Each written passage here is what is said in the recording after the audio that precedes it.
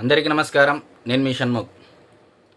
నిన్న మొన్నటి వరకు డీలిమిటేషన్ జరిగితే మహిళా రిజర్వేషన్ బిల్లు అమలులోకి వస్తే అని చెప్పేసి ఊహాగానాల నేపథ్యంలో పార్లమెంటులో బిల్లు ప్రవేశపెట్టనంత వరకు ఎవరికి వారు ఏ పార్టీకి వారు లెక్కలు వేసుకుంటూ, అంటే ఈ నియోజకవర్గం సీటు కొత్తగా ఏర్పడితే ఈ మహిళ ఖాతా కింద, ఇది నా కింద అని చెప్పేసి ప్రతి ఒక్క పార్టీ కూడా లెక్క వేసుకోవడం జరిగింది. మరి కూడా మనం అందరం కూడా డిజిటల్ మీడియాలో ప్రతి ఒక్కరం చూసాం. అయితే ఇప్పుడు మహిళా రిజర్వేషన్ బిల్లుతో కూడినటువంటి డీలిమిటేషన్ బిల్లు లోక్సభలో వీగిపోయింది. సో సరైనటువంటి మద్దతు రాలేదు. ఎందుకంటే ఇది చట్ట సవరణ బిల్లు, అమెండ్మెంట్ బిల్లు కాబట్టి డెఫినెట్గా 2/3 మెజారిటీ అవసరం అనేది మనందరికీ తెలిసినటువంటి విషయం. మరి ఆ 2/3 మెజారిటీ రాలేదు. సో బిల్లు వీగిపోయింది. ఇకపోతే విషయంలోకి వస్తే, మరి దేశమంతా ఒక ఎత్తు అయితే, మరి అతి ముఖ్యంగా ఆంధ్రప్రదేశ్ రాష్ట్రంలో ఉన్నటువంటి అధికార పార్టీ, ప్రతిపక్ష పార్టీలు ఉండేటువంటి అంటే ఆశావహులు, మరి గతంలో సీటు రానటువంటి వ్యక్తులు మరి లెక్కలు వేసుకోవడం జరిగింది. ఒకవేళ సీట్లు పెరిగితే దాదాపు 175 స్థానాల నుంచి 263 స్థానాలకు పెరగనున్నాయి. దాదాపు 87 నుంచి 88 సీట్లు, అనగా 88 ఆర్ 87 సీట్లు పెరగనున్నాయి ఆంధ్రప్రదేశ్ రాష్ట్రంలో అని చెప్పేసి డిజిటల్ మీడియా ఛానల్లో, మెయిన్ స్ట్రీమ్ మీడియా ఛానల్లో, పత్రికల్లో అన్నీ మనం విన్నాము, చూసాము, చదివాము. అయితే మరి ఇప్పుడు అధికార పార్టీ కంటే మరి ఒకసారి ప్రతిపక్ష పార్టీ హోదా లేకపోయినా ప్రతిపక్ష పార్టీలో ఉన్నటువంటి జగన్మోహన్ రెడ్డి గారి యొక్క పార్టీ ఏమని ఆలోచిస్తూ ఉంది, డీలిమిటేషన్ జరిగితే జరగకపోతే అనేటువంటి విశ్లేషణని ఈ వీడియోలో మనము విశ్లేషించుకునేటువంటి ప్రయత్నం చేద్దాం.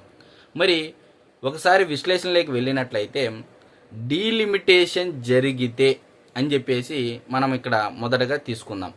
మరి డీలిమిటేషన్ ఒకవేళ ఆంధ్రప్రదేశ్ రాష్ట్ర పునర్విభజన చట్టం ప్రకారంలో, అంటే ఆల్రెడీ పునర్విభజన చట్టంలో కూడా సీట్ల సంఖ్య పెంచుకోవాలని చెప్పేసేటువంటి ఒక ప్రతిపాదన ఉంది విభజన చట్టంలో. సో ఒకవేళ ఈ బిల్లు వీగిపోయినా సరే ఆంధ్రప్రదేశ్ పునర్విభజన చట్టం ప్రకారం ఈరోజు కేంద్రంలో బీజేపీ అధికారంలో ఉంది అంటే నారా చంద్రబాబు నాయుడు గారి బలం మీదే అనేది మనందరికీ తెలిసినటువంటి విషయం. మరి ఇప్పుడు ఒకవేళ పునర్విభజన చట్టం ప్రకారం సీట్లు పెరిగితే మరి దాంట్లో కూడా మహిళా రిజర్వేషన్ అమలులోకి తెస్తే అనేటువంటి అంశ ప్రాతిపదికన మనం వెళ్ళినట్లయితే మరి జగన్మోహన్ రెడ్డి గారి పార్టీ గురించి ఒకసారి మనం ముందుగా ఇది జరగక ముందే ఆయన యొక్క పార్టీ యొక్క పరిస్థితి ఏంటి అనేది కూడా ప్రజలకు తెలియజేసినటువంటి అవసరం ఎంతైనా ఉంది. మరి అందులో భాగంగా 2024 సార్వత్రిక ఎన్నికల ముందు జగన్మోహన్ రెడ్డి గారికి అభ్యర్థులు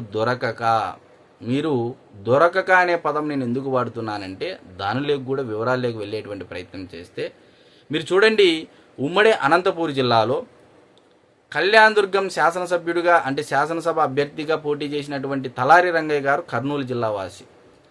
హిందూపూరు ఎంపీగా అంటే గతంలో పనిచేసినటువంటి గోరంట్ల మాధవ్ గారు కూడా సీటు ఆశపడి భంగపడడం జరిగింది. ఆయన కూడా కర్నూలు జిల్లా వాస్తవ్యులు.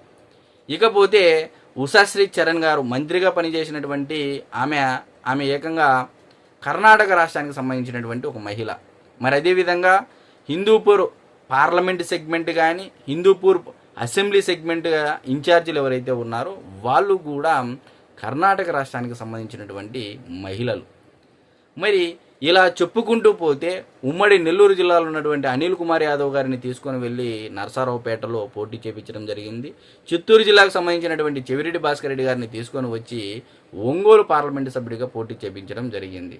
ఈ లెక్కన అదేవిధంగా కనిగిరి నియోజకవర్గానికి సంబంధించినటువంటి బుర్రా మధుసూదన్ యాదవ్ గారిని కందుకూరు అభ్యర్థిగా పోటీ చేపించడం జరిగింది. అంటే దీని ప్రకారం మనం గమనించుకున్నట్లయితే అసలు 2024 సార్వత్రిక ఎన్నికల ముందే జగన్మోహన్ రెడ్డి గారు అభ్యర్థులు దొరక్క షఫలింగ్ చేసుకోవడం జరిగింది.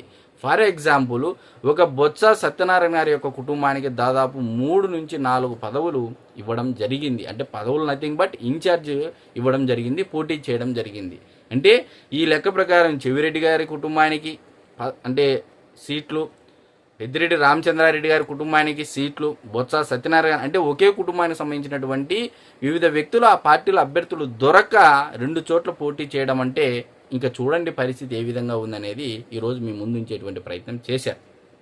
మరి ఒకవేళ డీలిమిటేషన్ జరిగితే 175 నుంచి 263 స్థానాలు పెరిగితే మేము సింగిల్గా వస్తుంది, మేము సింగిల్గా పోటీ చేస్తాననేటువంటి వైఎస్ఆర్సీపీ పార్టీలో మరి ఆ స్థాయి అభ్యర్థులు ప్రజల యొక్క మన్నన పొందేటువంటి వ్యక్తులు ఇప్పుడున్నటువంటి పార్టీ ఏ విధమైనటువంటి పరిస్థితులు ఉన్నటువంటి కారణంగా ఒకవేళ అభ్యర్థులు వచ్చినా సరే అన్ని కోట్ల రూపాయలు వెచ్చించి ఎలక్షన్లో పోటీ చేసేటువంటి అవకాశం ఉందా, ఆస్కారం ఉందా అంటే లేదు అనేది అయితే మనం ఖచ్చితంగా చెప్పొచ్చు. మరి వైఎస్ఆర్సీపీ పార్టీ పరిస్థితి ఎలా ఉంది అంటే డీలిమిషన్ జరిగితే ఒక కష్టంగా ఉంది, జరగకపోతే ఒక కష్టంగా ఉంది. సరే, ఇకపోతే డీలిమిటేషన్ జరగకపోతే మరి 175 స్థానాల్లో ఇప్పుడు ఆల్రెడీ కేంద్రంలో కానీ వివిధ రాష్ట్రాల్లో కానీ ఒక చర్చ అయితే జరుగుతూ ఉంది, మహిళా రిజర్వేషన్ ఇంప్లిమెంట్ చేయాలి అని చెప్పేసి. ఒకవేళ కానీ అదే జరిగితే మరి ఇప్పుడున్నటువంటి పరిస్థితుల్లో ప్రతి జిల్లాలోనూ ఈ గ్రూపు విభేదాలతో, గ్రూపు రాజకీయాలతో వైఎస్ఆర్సీపీ పార్టీకి ఒక పెద్ద తలనొప్పిగా మారింది. మరి ఒకవేళ కానీ మహిళలకు 30% అంటే దాదాపు 50 నుంచి 55 స్థానాలు మహిళలు కేటాయిస్తే మరి ఆ పార్టీని నమ్ముకొని పార్టీ పెట్టినప్పటి నుంచి అనగా 2011-12వ సంవత్సరం నుంచి పార్టీ పెట్టినప్పటి నుంచి నమ్ముకొని పనిచేసి తమ యొక్క శ్రమను, ఆస్తులను అమ్ముకొని ధారాదత్తం చేసినటువంటి వారి యొక్క పరిస్థితి ఏంటి అంటే ఆ లోగుట్టు పెరుమాళకేరుకు అనే విధంగా చర్చ అయితే వైఎస్ఆర్సీపీ పార్టీలోని చర్చ జరుగుతూ ఉంది. మరి ఎలా ఉంది అంటే జగన్మోహన్ రెడ్డి గారి యొక్క వైఎస్ఆర్సీపీ పార్టీ పరిస్థితి డీలిమిటేషన్ జరిగినా జరగకపోయినా కొంచెం కష్టం, కొంచెం ఇష్టంగా ఉందన్న చందంగా ఈరోజు తయారైపోయింది ఆ పార్టీ పరిస్థితి. మనమైతే 2027 జనాభా గణన తర్వాత ఏ విషయం అయితే తెలుస్తుంది, అంతవరకు అయితే వేచి చూద్దాం. అందరికీ నమస్కారం.